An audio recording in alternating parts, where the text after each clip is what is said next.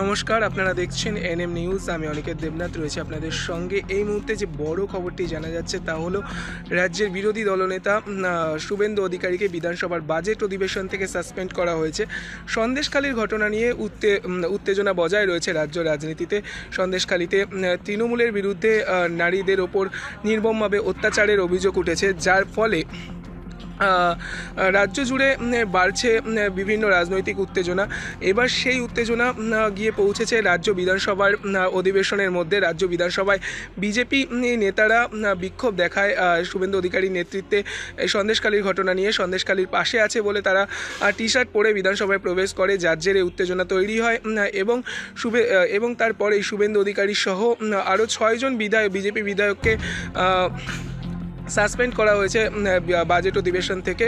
আরও খবর জানতে এনএম নিউজের সঙ্গে থাকুন। আরও খবরের আপডেট পেতে সাবস্ক্রাইব করুন আমাদের ইউটিউব চ্যানেলটি আর বেল আইকনে ক্লিক করুন নোটিফিকেশনস পেতে।